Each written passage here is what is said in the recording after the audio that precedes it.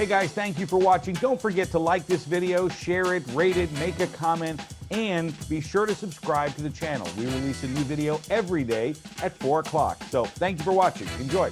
It's time to hit the open road with Fritz Smith from the Happy Valley Adventure Bureau. Fritz, good to meet you, man. Nice to meet you as well, Eric.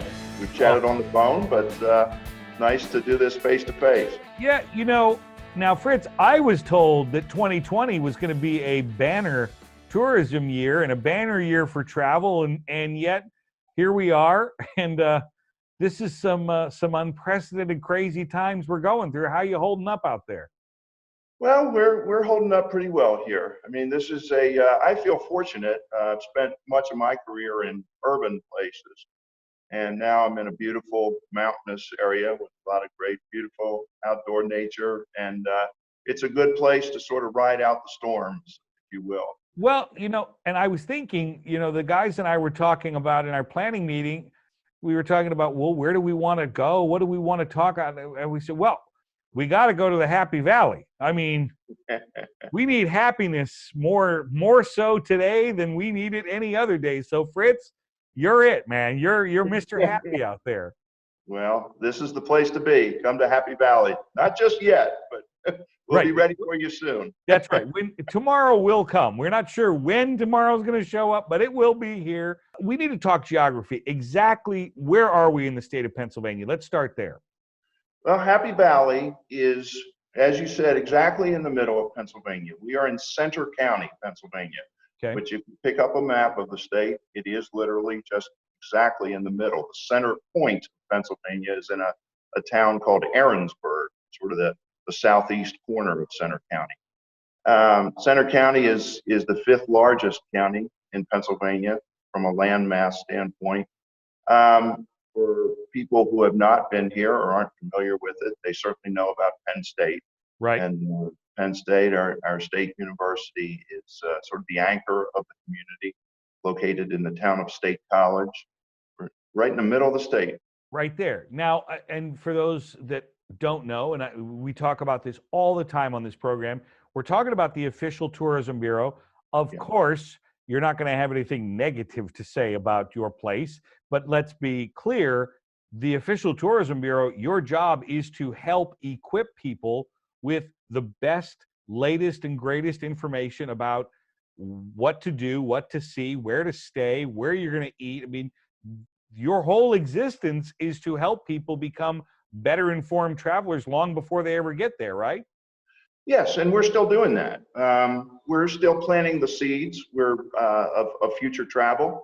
We're constantly updating content on our website, happyvalley.com. One of the activities that you can do is take nice walks or runs or bike rides in many of the state parks that populate this area. We've got 6 great state parks here. But one of the coolest things that you guys have got going for you, and where I was going with that, is that you do have 4 distinct seasons. So when we talk about options about coming to visit, I know it sounds like a softball, but you kind of put the pieces together. You say, okay, Central Pennsylvania. That means obviously looking gorgeous in the summertime, and we might be able to get a trip in before school starts. But if you don't, you've got fall and you've got winter, and of course you've got spring. So I would imagine that is does your peak season kind of go around the school year, or is it more the opposite? How do you guys define it? Yeah, our peak season is the fall when the students come back. You get sort of a perfect confluence of the students are back, Penn State football. Of course, we always have a very, very good team. What we do want to get people to do is, if they come to those games, to consider staying for a day or 2 afterwards, not get into the traffic heading back to Harrisburg, Philadelphia, or Pittsburgh, or other points. You know what? I'm really glad you mentioned that very point, because again, it's funny to hear you even say, listen, we don't necessarily encourage people to come during those periods of time, because there are a lot of people here and a lot of people take up hotel rooms, and they're using infrastructure. They're there obviously for the games. But the cool part is, if that's something that you want to do, now is the time to be planning it, or you need to plan ahead a little bit more than you normally would. Absolutely. Summer's a great time to come, and we love the students at Penn State, but because the majority of them head home, Of course, it's a year-round campus. The majority of the student population in a typical year heads home during the summer, and so those hotel rooms that you mentioned can be had for a good bit, significantly less Yeah. than it would cost during football season. Well, and that's again, when we start piecing this trip together, I think to myself, well, gee, we've got, seasonality to work with, which is good. And especially in the time that we're working with here, you have something else going for you, which is you got a lot of space to work with. We don't really know what the new normal of our traveling life is going to be like. Maybe they'll finally get rid of the middle seat on the airplane. We've been asking for decades. Maybe the airlines will finally get rid of it. We just don't know. But you've got space to work with, so you're able to spread out a little bit and still make it a really beneficial and rewarding trip, I would imagine. Yeah, I think in the post-COVID-19 environment, I guess that's going to become a term soon, COVID, and I think it will change behavior. And I think that we as a destination are perfectly positioned for that. Just a great place to go fly fishing, to go hiking, to ride your bike. This is one of the reasons that people who move to this community like it, because you've got sort of the combination of an urban environment with State College and all the amenities, shows that a community like that, writers, famous writers coming to speak, concerts at the Bryce Jordan Center. So you've got sort of those urban amenities, but within a couple of minutes, you can be out in the country and out in some of the freshest air in the United States and some of the most beautiful scenery. And so you've got sort of that perfect combination of urban and country. Well, and listen, I realize you're not my personal travel agent, but let's face it, it's my own show. I can do whatever I want, Fritz. But here's my biggest problem I think I'm going to have here is help me with a personality profile that says, gee, I might get bored. What do you tell them? I think that's not possible here. I don't. First of all, getting bored is a matter of personality. I worked in the New York market for quite some time, and I would often talk to travelers, visitors who were bored. By the third or the fourth day, I said, well, what else is there to do? I saw the skyscrapers. Right. So I think it's what you make of it. But I think the diversity here is going to keep you interested. I think people don't know that we've got a first-class museum.